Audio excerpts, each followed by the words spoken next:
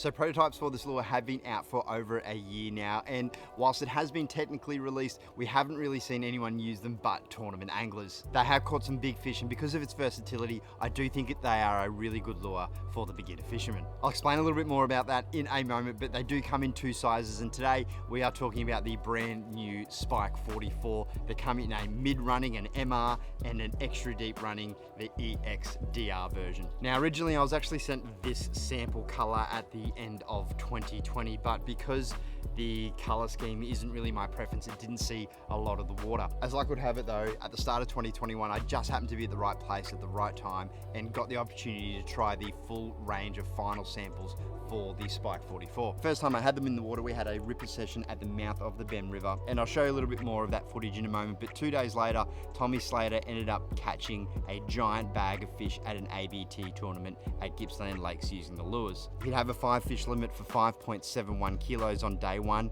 and would sit in first. But fast forward 10 months later, the reason that you have not seen these lures on the shelves or in your tackle box is because manufacturing, import, export have been delayed across the board due to COVID this year. As an example, I've been waiting 7 months for this Garmin Force to finally arrive to get on my boat today. But I am tracking that these lures will be in stores this week, and if you like the convenience of online shopping and supporting this channel, I'll throw my affiliate links below along with my favorite colors. Now in terms of the evolution of the Spike, the original Spike 53, now the large one, is not my favorite lure, and I have reviewed it on the channel before. It's not my favorite lure, and I guess the more I think about it, that's got to be okay, right? Like, not every lure can be your favorite lure. So naturally that means that when this lure turned up, I was just a little bit meh about it. And part of that was because I thought the original Spike was really only effective on fish in the southern states. Black brim really don't have an issue hitting larger lures, but yellowfin on the other hand can be a little bit more selective with what they eat.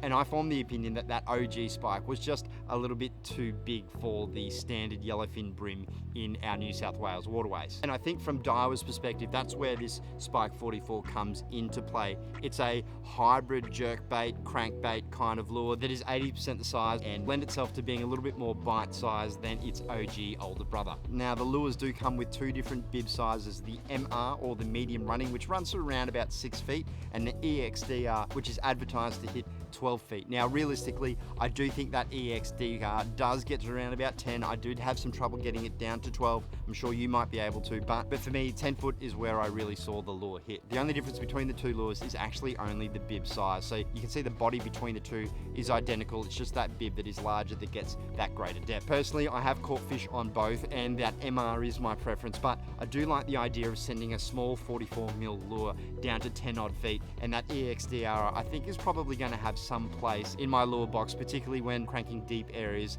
in a basin or lake style system. Now on the water, the best way to describe the lure is a all-rounder. Generally speaking, there's 2 types of categories when it comes to these types of lures. On one side we have fat rolling cranks and lures that have this wide action that are more spherical in shape, and the other is a twitch bait, which is a little bit more minnow in shape. It's slim line and really jerks around in the water when it's being used. In my opinion, the Spike 44 doesn't really fit into either of these categories. It shares some of the streamlined characteristics that the jerk baits do, but also rolls just the same as a rolling crank. And this isn't new. We do see this type of all-round lure being effective for species like barramundi and mangrove jack. Because of its versatility, I do think it's a really good place for a beginner to start and hone their skills if they're new to lure fishing. You can cast it out and try one technique like a slow roll, and if that doesn't work, you can then move to a twitching technique or a jerk bait style retrieve without changing your lure around. And I do think that is pretty cool because a lot of the lures that you do see these days are highly specialized. Like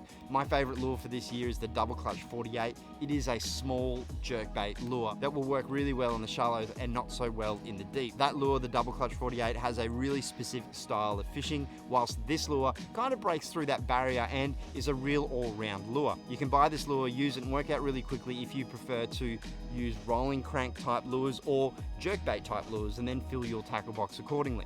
In terms of its size, it isn't the smallest and it isn't the biggest. It's a medium type lure that does weigh 4.2 grams, so it does cast really, really well. It's got a ball bearing in it, so it makes a little bit of noise, but that castability I was talking about means that you can get a good amount of distance from it, and you don't necessarily need all the high-end gear to achieve that distance. And I'm a firm believer that every extra foot that you can get in a cast increases your probability of catching a fish.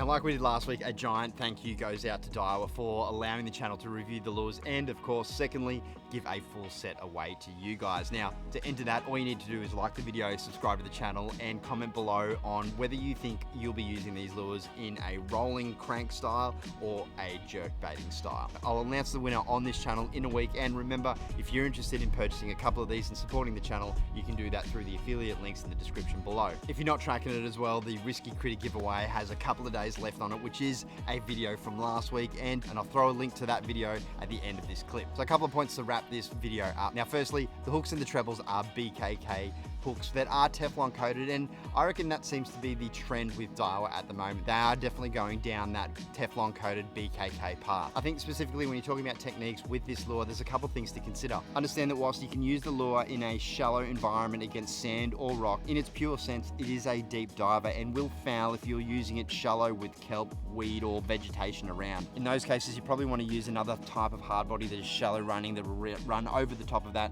and won't foul up those trebles or the lure from imparting the action. Now that I've said that though, don't shy away from using that larger bib to its fullest potential. Having a large bib on the lure means that this little bib will bump on to rocks and whatnot as it goes past and protect those trebles from actually getting jammed into the rocks. How awesome is my wife? She just turned up with lunch. Vietnamese pork rolls. Put cucumber on them. I do not like cucumber. Love you, bye. Yeah.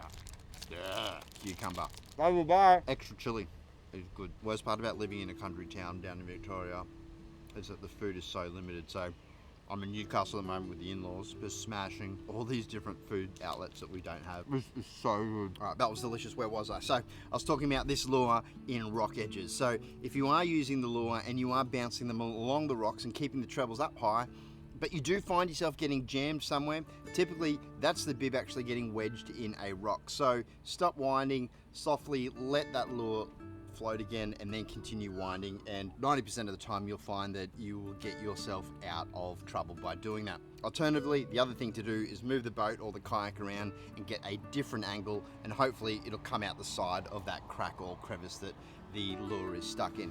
In terms of standout colours, for me, there's really two that stood out, maybe even a third, but the first one was the Berry Suji. It's a unique colour that you've kind of seen something similar to in other lines before, like the double clutch, but this one does have that dark prawn backing. It really reminds me of some sort of freshwater prawn, and for me down in Victoria, it has been an absolute standout. It was the same colour that Tom used to get that giant bag. The second colour probably comes to no surprise to many of you that are regular viewers of this channel, and that is the Moebi colour. It's got a natural brown prawn backing to it that I really like, and a green underbelly that pops in both normal light and under UV. I don't mind saying that it is my favourite colour across the Daiwa range, that Moebi colour. That Moebi colour is definitely a staple across my tackle box. I did say a third colour and I can't show you it, but I did lose it on the weekend. It is the Sand Crab. It's got a nice orange underbelly to it that does work in the slightly dirtier water quite nicely. I'll quickly throw it up on here, but all three do work really nicely in that UV spectrum, and you can see why in that darker or deeper water